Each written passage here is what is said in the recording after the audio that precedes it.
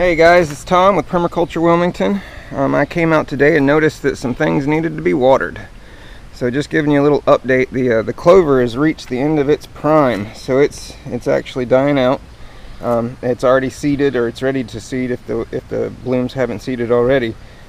So it is that time. We can see a couple nasturtiums that are definitely growing very nicely, and they grew up through the clover. So now once the clover dies back, the nasturtiums will be able to get a lot more light, and they're really going to take off as long as I keep it watered.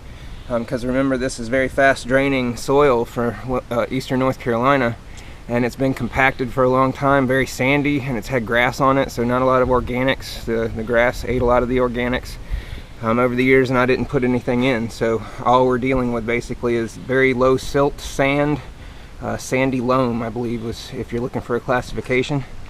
But this is looking good to me. We can tell what we're looking at is to be able to read the land and read the soil and let the soil tell us what it needs. And what we're looking at here is very healthy plants that are a lot more mature than the ones that are down here, and they were all planted at the same time. So what this tells me is that the moisture that this wood is holding for us in the mulch is actually keeping these plants sustaining a lot better than the moisture available over here.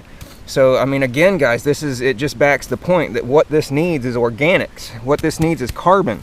So this is wood chips, this is carbon. If you want plants to grow really well, you just need to keep moisture on them so that you can keep the biology, which we put in with compost tea, into the soil in a moist environment, because that's what they need to live. And that's really all we need to do, is keep the soil moist, and we use wood chips to do it. And then we can see the difference. I mean, it's right here, and it's all the way down. We got a very nice row of more mature plants on the inside, and the further down we go, the less moisture they get. The rain runs off because of the repellent quality of this sandy loam soil has when it's compacted with a good rain.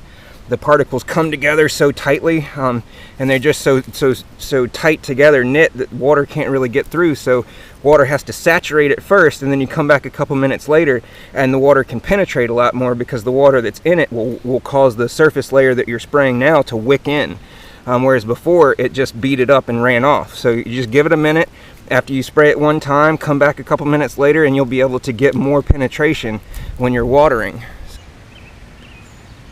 So guys, this is what I saw earlier. This is actually looking a little bit better. It just needed water for the most part, but we need to just be able to read the plants. Like, you see how these are curved and they're turned down like that? They should be up, and they should be healthy and looking alive like these. They perked right back up. I mean, I just sprayed this. I was hoping to go get my camera, but my neighbor popped by and I needed to help him out and give him a couple medicinal plants, and they wanted some stuff. So some compost tea, you guys know the deal. I mean, this stuff works. People are seeing it. This is happening, guys. This is awesome. But yeah, so I saw this earlier and how healthy it was, and then I saw how around this root, what's happening here is this tree has a root that's coming out, and it's sucking all the moisture from around that root and basically draining the soil. So that's why they say trees and grass don't mix, because they compete for surface moisture. And this is an example of that. I can tell by the clover because it's a half circle. So where the root ball is here basically is why that's happening. The roots of the tree are trying to, and this is a weeping willow, so it's definitely a moisture loving plant. It grows right next to lakes and in ditches. I actually got this from a cutting that was in a ditch. So I was just walking in the woods and down a trail, and there was one growing in a ditch, and I just snapped off a branch, just pulled it off and then put it in the ground, and I had a bunch of trees by the end of the summer because I just kept doing it. But man, this tree is definitely moisture hungry, and when I saw this, I knew exactly what was happening, because this is fine. Clover shouldn't have a lot of problems unless there's a competing force against it, like another tree or a lot of grass, that's really moisture absorbing. Some species of grass are worse than others. But anyway, the point is, guys, you got to be able to read what's going on. And when I saw this, you can kind of tell the level that it's at. It looked almost like something had laid on it or walked through it. But this is because it's lacking moisture. So just pay attention to your yard, guys, and compost tea and watering. And what I like to do is use the watering cans like this. So I'll just bring out some compost tea in a little cup and put it right in here and screw it on. And this waters just like rain. So this is how you're supposed to water, how plants are expecting to be fed and expecting to receive water in nature.